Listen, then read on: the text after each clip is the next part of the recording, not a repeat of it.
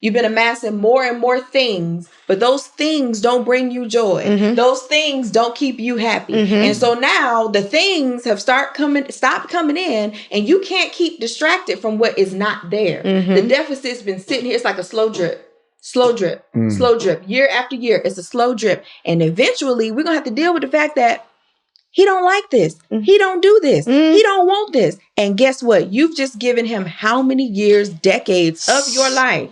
And now you angry. And then when it does all fall down, that's when you see some very ugly divorces.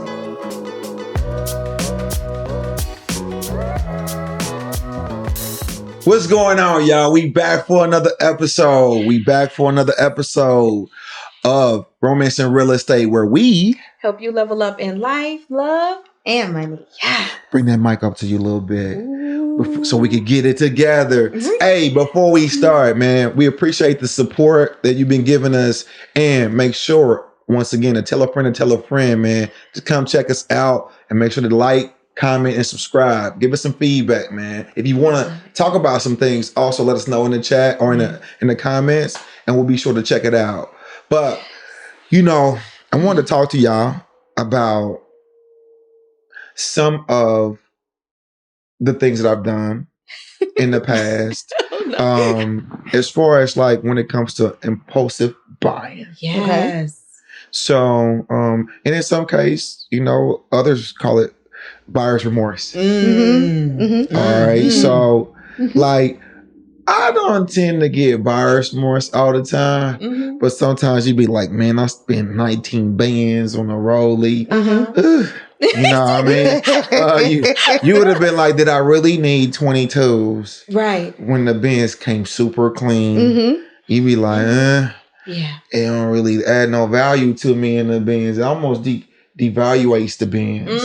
It don't ride as smooth. You know what I'm saying? Yes. So there's some things in houses that, you know, you bought thinking that the mirror was that specific mirror that you liked was going to add some value to the house, but it really didn't. You could have went basic and made more profit on the deal. Yes. And been more prosperous by sticking to the basics and the foundation of your real estate and of your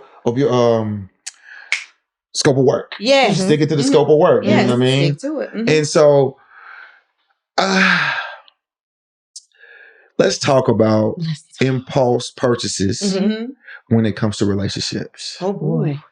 So a lot of new investors just go and buy any type of real estate because they feel somebody told them it was cheap and this is a good area.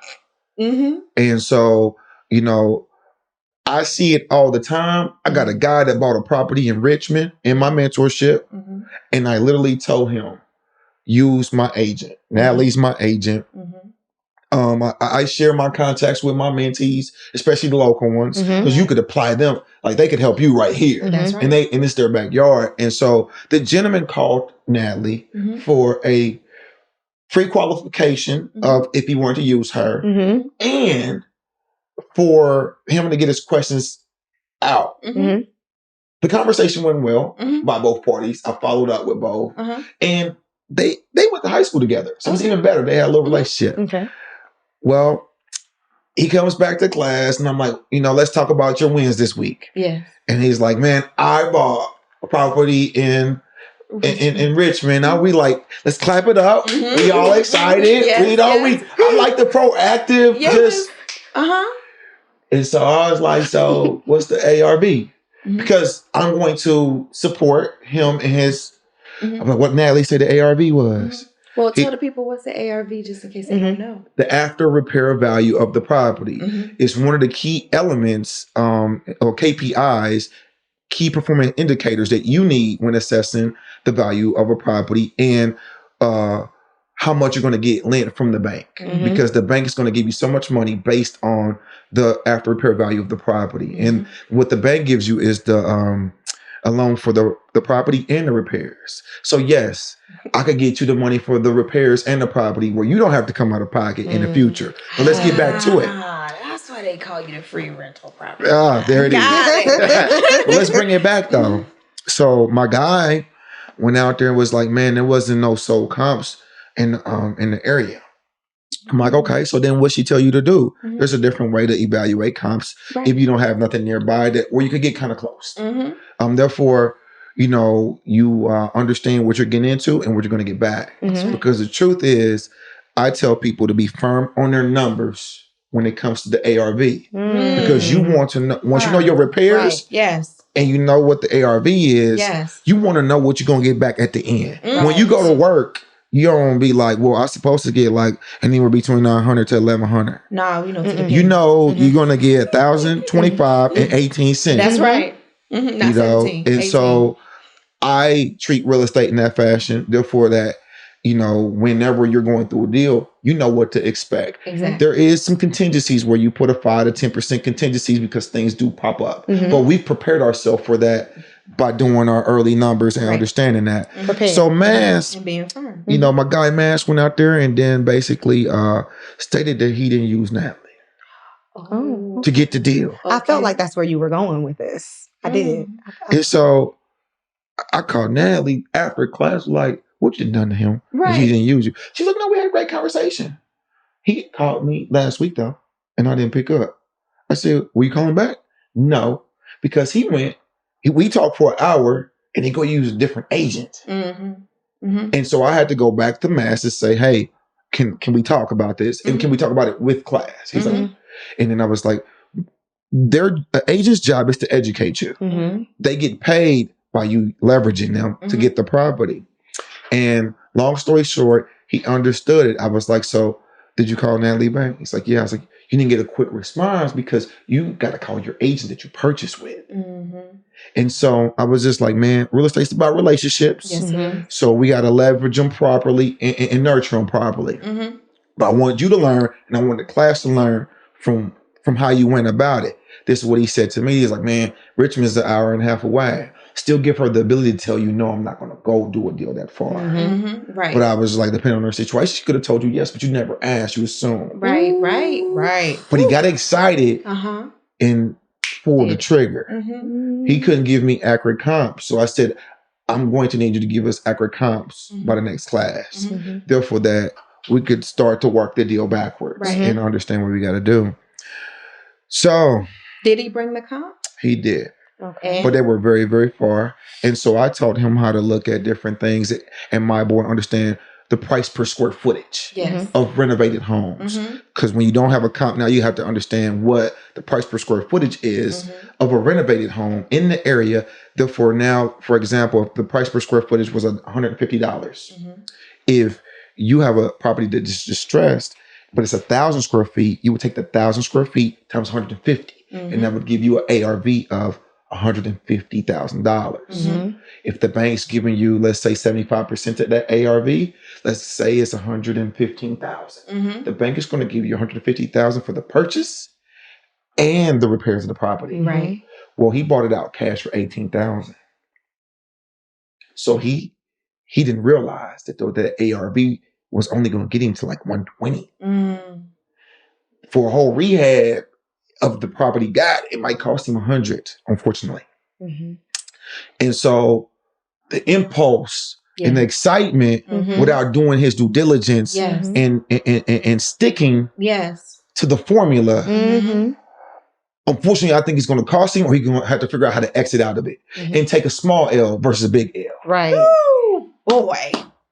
So, God. That's just some of the things that, I've witnessed in real estate. Yes. I've also done it, as an individual, as I started off, like just saying like, I bought things I really didn't need. And they may not, they cost me because I don't have the money, but it's set on the shelf. Yeah. Because I didn't probably wear whatever, or, just, it was cute at that moment. But I realized it didn't really align with my swag. How she with my swag, ooh, how y'all be saying? Yes. You dig what I'm saying? So I say that to say, that is a way that you can really lose when it comes to real estate. Yes. But when it comes to romance, I mean, like, have you had students go through parallel situations? You've said so much. I mean, without even trying to say so much. I mean, standing firm with your numbers. What else did he say? Well, he said it's about having the conversation. If you don't have the conversation, then you keep yourself out of spaces. And I was like, ooh, and then having the data up front before you do the deal. So when you make emotional, exactly, data-driven decisions, it's really y'all bring data into the relationship for real. What is there not data? Hello? What kind of data y'all looking at? For example, we said to monitor what a person does. So their history, their track record, their actions, that's data. Right. So I don't know what it is about us, especially us in business, where we turn off our brain when it involves relationship. But that's why we're enduring so much chaos. You said, hey, he might have to take a little L on this one. We take so many little L's because we don't stick to the scope of work, the template, the strategy. We just go remixing and everything, and it just creates chaos, and it creates trauma. It creates frustration. It creates heartbreak. It creates broken homes. It's the same thing. It's the same, but emotional decision. Oh, she had a fat ass. Oh, yeah, let me do that. Emotional decision. Do you know anything about her? Anything at all? Is she aligned with you at all? At all? And I mean, look, I don't want to tick nobody off, but I mean, at the time of this recording, abortions are no longer available right now in many areas. So we need to think a lot I seen somebody status about that. They was like, fellas, y'all better get a vasectomy. Boy, I had on a shirt that day that said, all juice, no seeds. I said, we was there. We was there, baby. All juice, no seeds. I'm done. You know what I'm saying? done with you. We're good. Back to it. First of all, how can I? See, those are little L's, right? That wasn't for the public, but she bought it for me. I'm so dead. Okay. Oh, I'm sorry. Let's get back to it. My bad. Well, we talking about little L's. We're not even gonna get on the big L's. The big L's are when you get married and you committed. And now you feel like, oh, it's cheaper to keep her. Right. Ooh. Because because it's guys in it. But that's the truth though. How much effort, how much time, how much money and energy does it take to get a divorce versus just staying where you are and trying to be comfortable in your uncomfortableness? Average divorce in America is like $30,000. Well, I just know dudes in high level entrepreneurs that, based on their assets, they've elected to just kind of like grind it out. Yeah, I mean, and that's so unfortunate, right? Very. Because there's multiple reasons for marriage, but one is to reflect on earth what Christ's relationship is to the church. So that's a bad example when you just grinding out marriage. Anybody that's observing you, any children that see that you all really are not in alignment, it's not a loving space, they get a bad taste and a bad perspective and view on marriage because they're watching you suffer through when really y'all had no business together. And it all goes back to sticking with the scope. And as friends, I'm gonna be honest with you, I get friends that tell me like, "Ooh, you don't want to do that."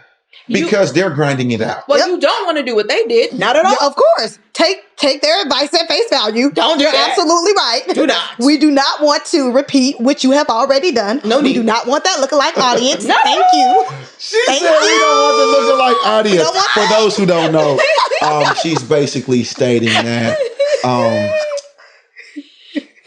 websites have pixels. Yes. And when you visit a website, it states that you're 20-year-old African-American male, female. You like music, you like real estate, you like hip hop, you like R&B, you like rock. And so what tends to happen on the website is that the pixel helps your targeting and who to target when they purchase. Yes. So when people are purchasing, it's creating a library and an identity of the people who you have success with, and then they continue to retarget that same ideal audience. Yes. So what she's implying is that you should not target his audience. No. I wouldn't recommend it. I mean, we don't want to should you, but we don't recommend it. We don't recommend it. I wouldn't vote for that. However, because I know the question becomes, okay, well then what do we do? As always, we spend more time and energy up front assessing who this person is, and then you make a decision from there. So I'm a woman, so I, of course, in my sexual orientation would relate this to men. And it would relate to when you said being firm in your numbers. In my ear right here, I heard, and being firm in your faith. Yep. Right? So if you're a woman who are a woman of faith, whatever your beliefs may be, and you're firm in it, that's really what you want for your home. That's what you want for your children. You want to pray together. You want to worship together, whatever the case may be. But you're afraid to tell him that up front because you don't want to scare him away. Yep. Or you don't want to seem like you too super saved or hyper holy or whatever your limited thought may be. Right? So then you just tally on, move along, and now you're frustrated because that's not what we was doing up front. Right. That was not a part of the expectations. Or you have someone where maybe his journey has been different. And I hate to say this because not everyone who doesn't have a father at home might fall into this, but so many do. Maybe he didn't have a father at home. Maybe he didn't watch a married couple. Maybe he just does not have exposure to this. He doesn't know how to do it. Maybe he don't have a relationship with God. So maybe we don't know what his moral compass is. Right. And so if you're a woman of faith, you can't pick which part of the Bible you want to listen to. You need to pay attention to the entire thing. Right. You would be better served. For example, it tells you right there, plain in Romans, the 1st chapter, 28 through 32, Paul says, a man without God is like a creature without a conscience. You cannot trust the perspective of that man because you don't know what it's based upon. Likewise, you can't completely rely on the perspective of a man who's just growing his relationship with God because he hasn't mastered being in the presence. Right. So he doesn't have the muscle memory for that yet. So whatever your beliefs may be or whatever your desires may be, make sure that the person you're trying to be with has the capacity to fulfill your needs. Period. Dot. If it's communication, if it's financial, if it's sexual, whatever the case may be, we need to be aligned. You want to know what that mouth do up front. So you need to make sure that you check on that up front. She needs to be aligned with making sure her mouth do what it need to do. That'll be a hell of a dinner date. But wouldn't it be more of an enjoyable dinner date? Do you spit or swallow like that type shit? Wow. That'll be a hell of a dinner date. But that would be your person. But listen, when you could have that level of I'm just conversation. saying. but listen though, hiding that for you or hiding spirituality for you is saying, you know what? I don't really care too much about me. I care more about not being by myself. So because I don't want to be by myself, you seem like a pretty good candidate to be able to move forward and do something with. And I'd rather do something than not do nothing. And then what does that say to you later on? Yep. When you find out that she made so many compromises to her own self just to be with you, what would you think about her? It's like, dad, you don't even like you enough to be able to stick to how you feel and stick to what you really want. So you just took a portion of me. You took a portion of me. Lord. And here's how it really goes down. So now she has put you on a pedestal. And then whenever you fall down that pedestal you never asked to be on, now she's resentful. Now she's upset, bitter, and not better. Because and I see that a lot. Hold on. Yeah. Hold on. Disappointed. So I see that in dozens of athletes. Oh, yeah. He's retired. All them Atlanta housewives, New York, wherever, any city, they're typically 30 to 35 to 40. And it's because the man retired, he don't provide the same way he used to. It ain't Chanel bag week every week no more. Right. Because, I mean, obviously there's not a check cut every ball game anymore. And so, I mean, I see that pattern in a lot of those shows. And it can build resentment. Why? Because I silenced what was actually very important to me up front. And now, yes, everything that Erica just said, I put your needs, your desires above mine. Now, everything that I used to do, Pastor, he used to say, you're thingified. You've been amassing more and more things, but those things don't bring you joy. Those things don't keep you happy. And so now the things have stopped coming in, and you can't keep distracted from what is not there. The deficit's been sitting here. It's like a slow drip, slow drip, slow drip. Year after year, it's a slow drip. And eventually we're going to have to deal with the fact that he don't like this. He don't do this. He don't want this. And guess what? You've just given him how many years, decades of your life. And now you angry. And then when it does all fall down, that's when you see some very ugly divorces. Big and loss. people are like, I'm going to take you for everything. Big loss. I'm going to take you for everything. And so much, and they call it irreconcilable differences. But a lot of it comes back to there were unexpressed expectations, or somebody saw something flashy and they made an emotional decision instead of focusing on the data. He was an athlete. I can go here. I can go there. I can get a new Chanel bag every week. So I did want us to pray together, but I mean, that's not really that big of a deal, right? Nobody's going to be perfect, so let's just work it out. No one's going to be perfect, but there is someone that's perfect for you. Yes. And if you focus on your top 3 to 5, for example, things that are most important, maybe something else cannot be there. Just like when you're looking for a property. Real quick. What are your top 3 to 5 things that you look for? You're married, but before you're married, what were the top 3 to 5 things that you look for? I'm so sorry. No. Y'all just being funny. Just to give an example, you know what I mean? For example, I know this is going to leave lots of men upset, but my husband had to make more than me. There was no certain number. It just needed to be bigger than mine. Why? Because I have a very strong personality, and I know that.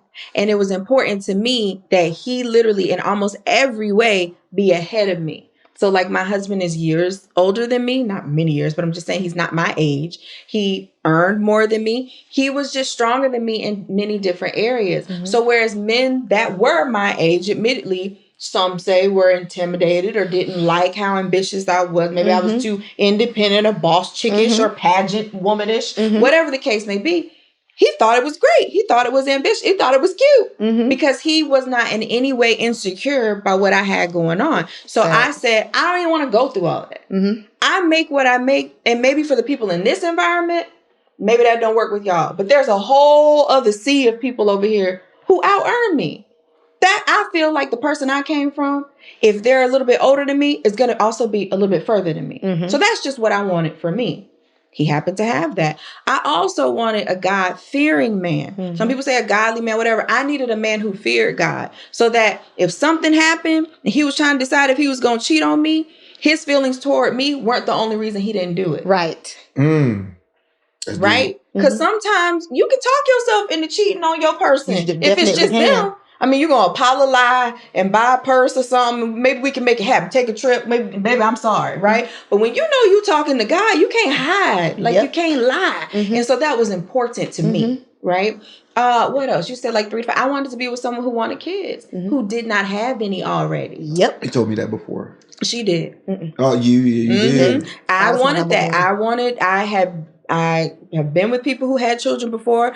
I just, I love children, but the dynamic between me and a prior mother, I didn't want that. I didn't want to have to wonder if she wanted him back because he grew and now he's better than he was when he was with you. Because that happens, She's like, well, I went through all of this with him. There. You've been there. It's real life. I mean, I ain't want her, so there ain't nothing happen. But, but you know what I mean? I just, because she felt a certain way. She buried 2 of my daughters. Right. And then now I'm dating somebody and I'm doing numbers, right? And I can live the life that I always wanted to. So like that, I'm going to be honest with you. That shit, damn near the reason, like I sent a text message. My kids are in college. Like why am I on child support? I was like, the reason I shouldn't be on child support because we failed. I should be in child support because I'm not there for my kids. Right. But my kids ain't lacking shit. Right. So I strongly feel that. Yeah. You know what I'm saying? Yeah, and it's real life. And I was like, you're a bum. You're living off 3 of us. I mean, there it is. And she got 2 and 1. I don't give a damn. You can make this the clip. But it's real. It is real. It's real. And we're not going to sit here and pretend that there aren't some women, I'm sorry, ladies, but life is life, who will even seek out men who are high earners. Yep. So that now that I see every day, but that's just like a dude that chasing that like the booties. So I don't knock that. No, because a dude that like the booties, he's not looking to be cared for. He's not forevermore. I'm talking about somebody who wants to have your seed so I can get a check for life. Like a Nick Cannon type of situation, but you didn't sign up for this. Right? That is literally, that's a thing. I'm not about to sit here in front. That is a choice that some women make. Can I tell you how I break that down? I always tell my guys that are high earners. Yes. And I just be like, man, do y'all ever pay attention that y'all baby mamas didn't have no more kids after like y'all. I was like, that's then you know that you was trapped, my guy. Right. Data driven decisions. Because like she had she had three or four of them before with you, but now she ain't had no more. I mean, she ain't too tired. She's still dating, but you was targeted, my guy. I mean, I'm not saying I'm right. It's a plausible theory. I'm just saying.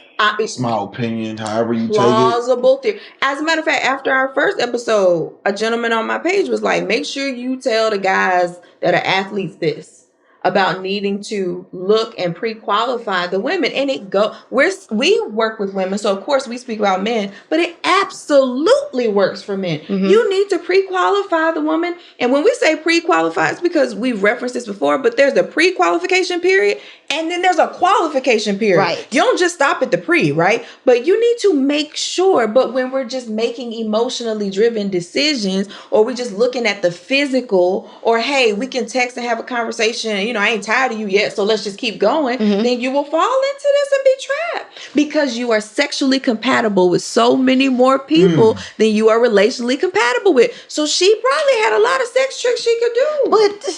But and she got I'm you. dead. But she got you. I'm just trying to figure out, like,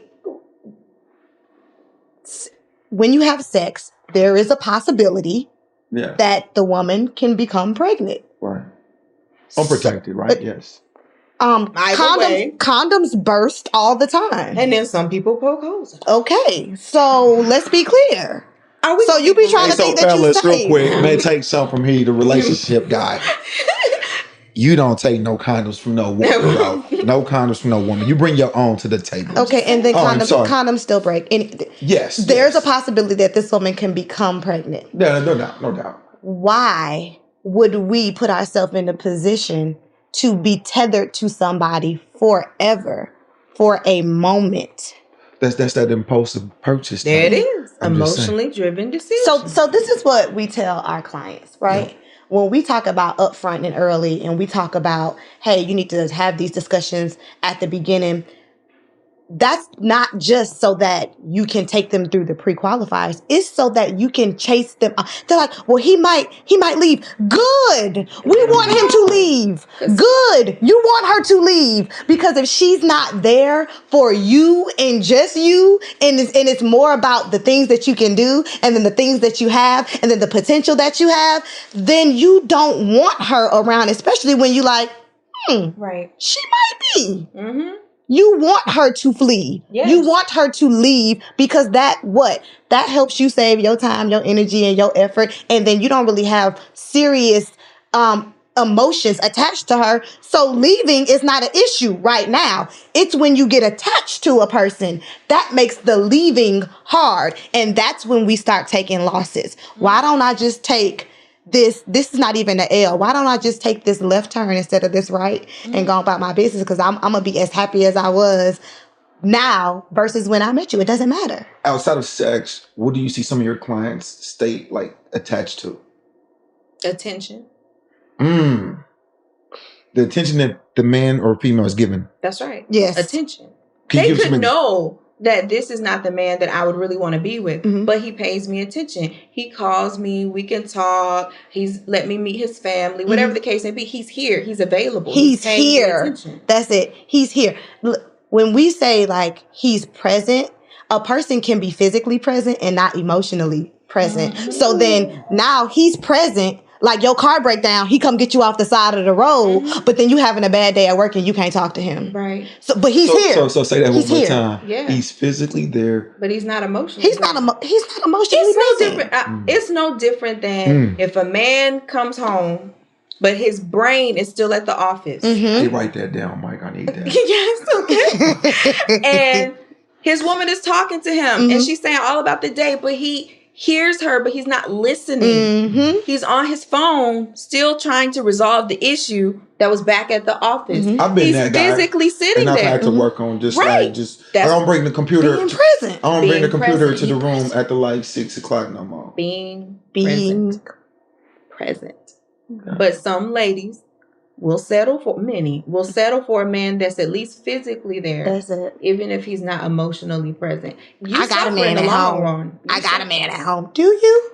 Is he home? How many men do we... Okay. Boys say, my dad was there, but he wasn't really there. It's the same thing. Daddy may not have left off. Maybe he was physically around, but he didn't really have no conversations with you. He didn't teach you how to manage money, for example. Birds and the Bees conversation lasted like 5 minutes long. He wasn't really there. He didn't help you mature emotionally. Y'all couldn't even talk about him. Don't cry. Right? That was about it. So this is a real challenge that we have in our community, is accepting people for physically being there when they're not emotionally available to be there. But yes, women, and I'm sure men do it as well. I just can't speak to them, but I can talk about our clients and honestly say many of them are wasting time, which is our valuable asset, with people just because they have physically committed to being around. That's it.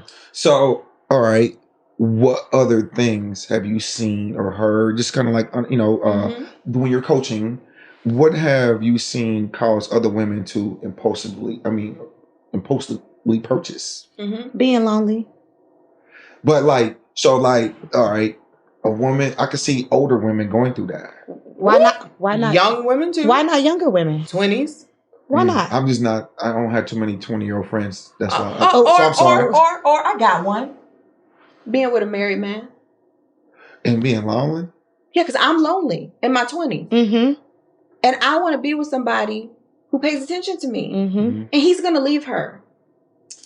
Okay. That's another one. Yeah, that is another one. Common. And there. So let me understand that. The married man is dating a single woman. Yes. And he's telling her that he's going to leave the situation because he's not happy. Because he's unhappy. Okay. So who needs attention? She or the guy? Listen, both of them need attention. That's why attracted to each other. Neither one of them are secure in their situation. But you asked me, what are some other reasons that they are? It's the attention. That man doesn't know how to resolve the challenge that he's having at home or doesn't wish to, right? So he's seeking attention that he's not getting at home. That young lady is seeking attention and perhaps she's not getting it. Maybe she don't show everything in the streets. Maybe she don't have as big a booty, whatever the case may be, but he's paying her attention. Oh boy. But in addition to that, and she knows that he has the capacity to be married, to be in a committed relationship. So she's lonely. She been messing around in these streets and she tired of niggas playing with her heart because she want to be in a committed relationship. That's what she want. And she tired of playing with niggas. But now she see a married man who's not happy in his relationship, in his marriage. And he's like, oh yeah, I'm ready to be out. This man has the capacity to make a commitment, stick with it, stay with it. Yes. He gonna leave her and he gonna be with me. That's a thing. Hey, Mike. You good? Hey, man, turn your mic on, bro. I'm trying to order your food. Hey, man, have your OGs ever told you that you're going to attract more when you get married? Yeah, everybody says that. Okay. Yes. Because now I know. I attract a lot down, so I can't imagine. He said they be on right now. All over me. Okay?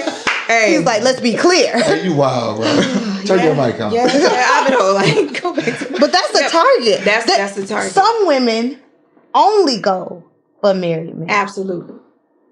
And remember we talked about those cracks, right? You can see a crack, honey. Oh yeah. You can see a crack from a mile away. Oh, I see it. Even in the male's response to you. Oh my goodness, you are so handsome. What is your name? Oh, would you mind? Oh, I'm sorry, I'm married. Oh, you sorry you married? Boom. Why are you sorry?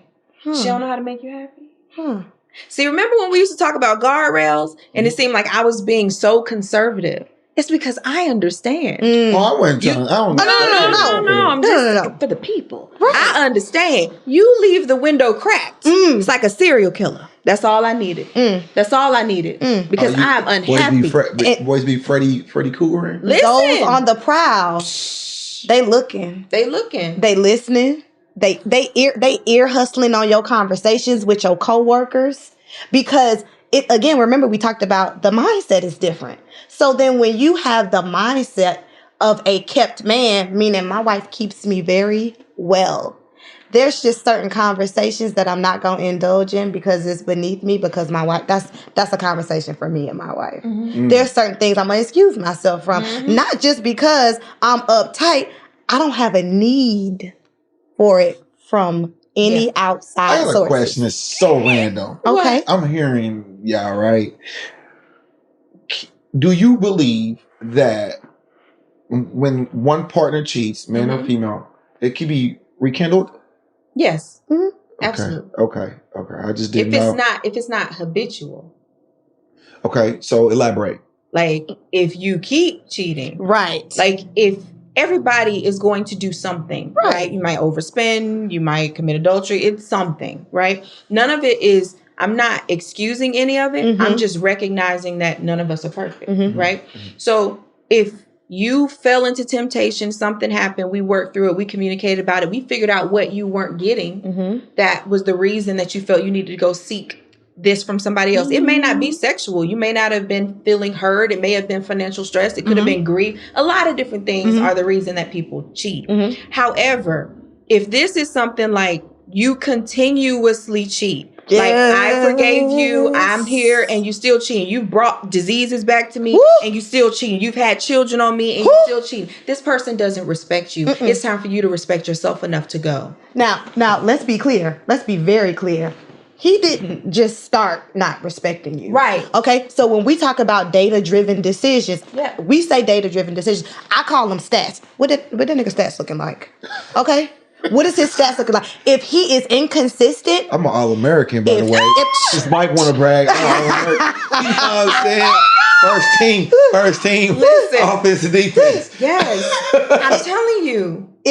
Go ahead. If his stats are, I'm inconsistent, he's an inconsistent person with himself, and you see him being inconsistent, how consistent do you think he's going to be with you, even in telling you the truth? So if you know that he's not being honest with you, he's not being upfront with you, what do you think he's going to do inside of a marriage? Marriage only gives you the permission to be more of you because you got somebody now. Big facts. It amplifies. It doesn't change. Data-driven decisions. Data. You looked at his data, and because you wanted what you wanted, you pacified some stuff, swept some stuff under the rug, made some excuses for him, and then now you're in a marriage, and all of a sudden he don't respect you. He been not respecting you. And I just want to say again, it's not that if you make an emotionally driven decision, we can't fix it. We can't figure out a way to kind of resolve as much as we can, recoup as much as we can. What we're saying is, if you would just stick to the scope of work from the beginning, if you would just stay firm with your numbers, stay firm with your values from the beginning, the transaction can go a lot more smoothly. I think we done came to a great stopping point. I appreciate the little sprinkle of knowledge. Yo, check it out. Again, if you like what you heard, man, make sure to like, comment, subscribe. It's right up there. It's the red button. Also, tell a friend, man, to tap in. The Romance and Real Estate is going down every week, man. Wednesdays at 7 o'clock. Make sure to set your reminders. Tap in with us. And I'll see you next time.